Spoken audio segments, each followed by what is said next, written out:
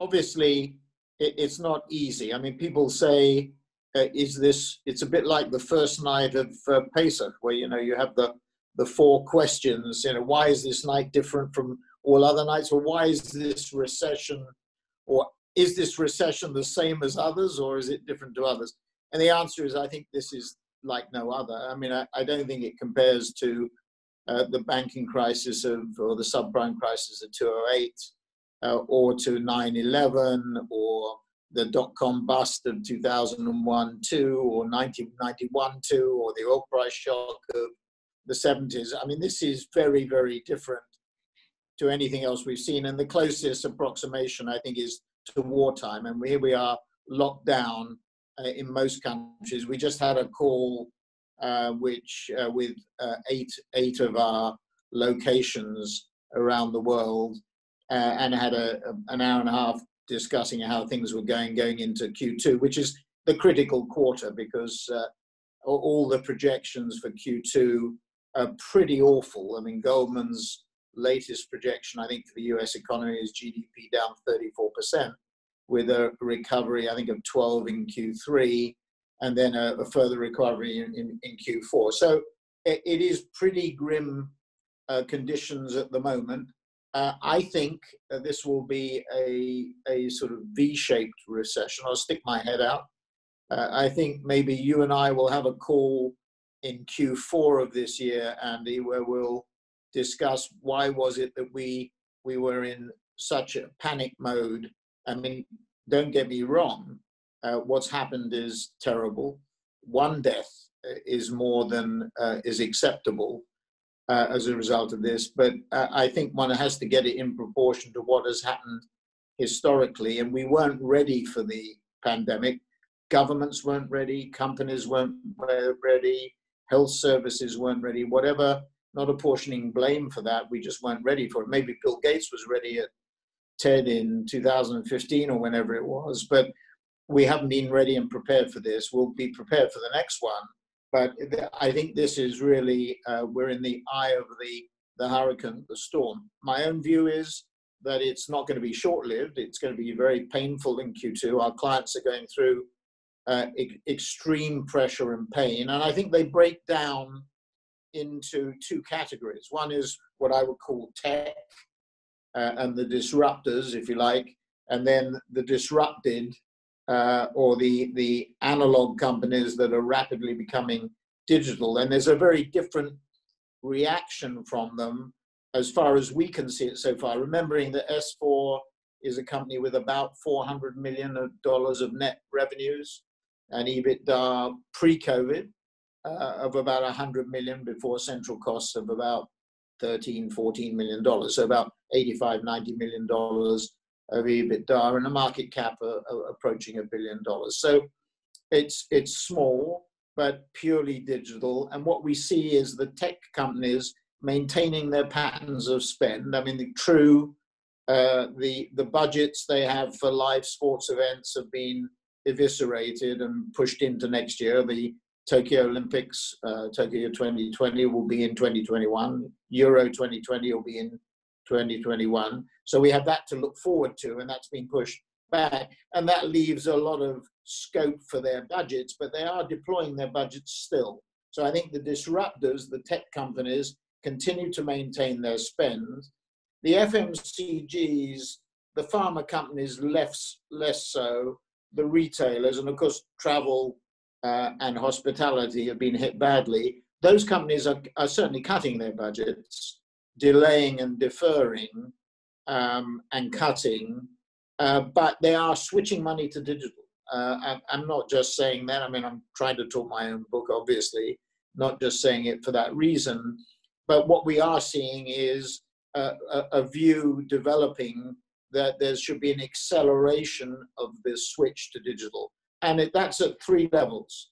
Amongst consumers, who are now locked at home, are using online communication like we are now in a much more effective way with improved technology. So online communication in terms of media, online e-commerce, obviously growing, and that will accelerate.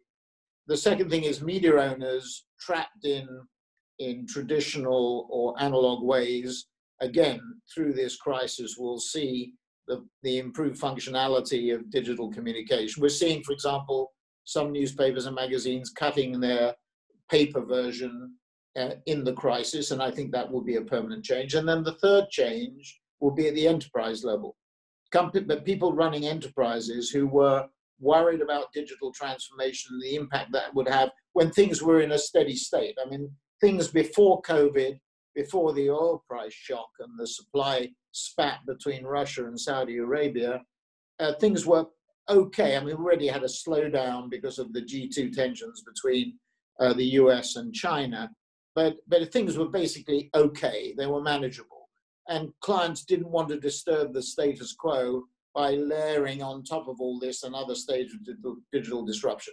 They are now doing, I think they will be willing to do that because Q2 and beyond may be very tough, and they'll be willing to take the write-off. So I think you see that sort of two-part or two-segment situation, at least now. That may change as we go into Q3, and I think things will improve in Q3. There are signs of improvement in some of the statistics in Western Europe, not all, but we're starting to see, I think, some improvement. Obviously, the US is going to go through a very tough time. We heard President Trump last night preparing the nation for a tough couple of weeks, and the figures will get worse, I'm pretty sure.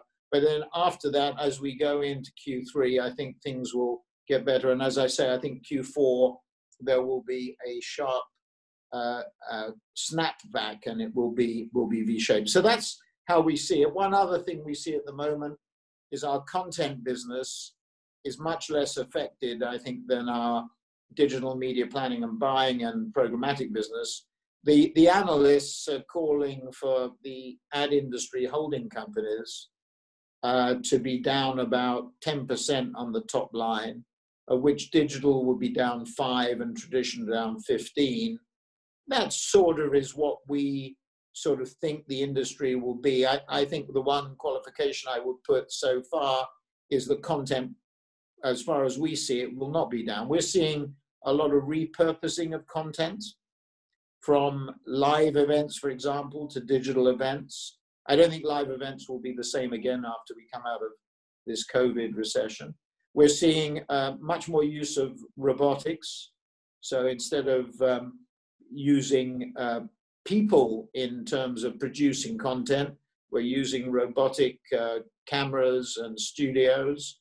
And we're seeing a lot more use of animation as well. So there are some alternate revenue streams. And one interesting thing on the programmatic side is that the in-housing trend continues, but it is in this lockdown situation, it's difficult for clients to implement in-housing. And so we're performing a liaison function with them as they migrate to an in-housing format. You know, we're working with several clients on in-housing.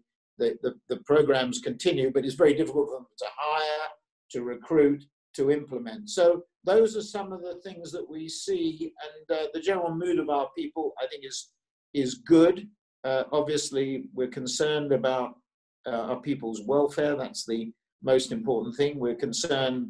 A couple of things came up on our recent call around, mental health and well-being, and then also things like childcare, the practicalities of being in an apartment or a house with young children, with two parents working. I mean, these sort of things are causing tremendous disruption. So those are some of the things that we see. We're very focused on liquidity and finance. We're very focused on people and their health and their well-being. And we're very focused on how clients are changing and responding. And one final initial observation, this old saw about spending through the recession, I think that is not the case. I think the clients have to be, obviously with the financial pressures and with the huge potential falls in GDP and increases in unemployment, that there will be a premium on liquidity and finance, And therefore, it's unrealistic for the industry to sit there saying, spend your way out of this.